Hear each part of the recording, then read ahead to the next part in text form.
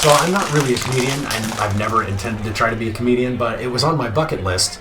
And about 15 years ago, I did an open mic in New York City, and it was just other comedian wannabes, so nobody was really listening. So I thought, I got to go to a real audience, people who are only there to see the comedy. They're not going to try, So anyway, I did my set. It was about 5 minutes, and people laughed at absolutely every single thing that I said, except for the very last joke.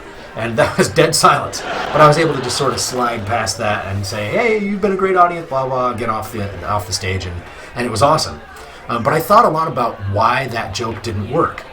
And I realized that it's because, like I said, I'm not a comedian. I'm an artist. I'm, drawing, painting, sculpture, that kind of thing. More recently, in the last year or so, I've been doing cartoons. And I realized that if I had used that same joke, the one that didn't work on stage, but as part of an animation kind of a something, that might have been funny. Plus, maybe animation, the audience is 7-year-olds, so they have a different sense of humor. But the idea was that my entire set was about inanimate objects and how everything has gender. For example, every pair of socks is one male and one female. You know how in every pair of socks, one of them always loses its stretchiness and winds up crumpled in a heap around your ankle? Yeah, that one's male. That's the same one that gets lost in the dryer all the time. I know we're going in circles. We're supposed to. It's the dryer. I'm not asking for directions. Besides, I know a shortcut. Yeah, funny. Yeah, funny. It's still funny, all right. So the joke that I ended with was I was trying to get the audience to picture the moment when you're trying to transfer the clothes from the dryer, after they're dry, over to the table where you're going to fold them. And I said it was like having an armload of baby kangaroos, and I did this little pantomime. And I thought it was funny, but nobody laughed. And I realized, if I'd animated it, maybe, it's sort of a physical humor, Mr. Bean kind of an element. But it was fine, and it didn't ruin the set.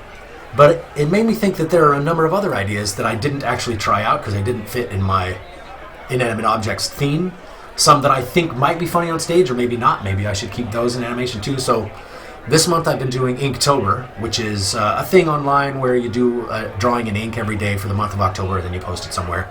And I've been following the official prompt words, where they give you a list of words and you just brainstorm an idea for that. And one of them was wild, and it reminded me of this bit that I had back in my bucket list stand-up comedy days. I worked briefly in a retirement home, and outside there was a sign, an elderly crossing sign. Like, elderly crossing? I've never seen an elderly crossing sign before. I've seen school crossings, or out in the woods you see deer crossing. I know there's someplace tropical where there's actually a crab crossing sign, or maybe it's crustacean or something, because they just have tens of thousands of crabs crossing this road. But I've never seen an elderly crossing sign before. Like there's a herd of wild elderly roaming the countryside. It's not a herd, it's a pack. There's a werewolf getting ready to climb into some kid's bedroom window. Young child, shit, it's the elderly, get in the car, But I think, this is the drawing that I did right here, this poster.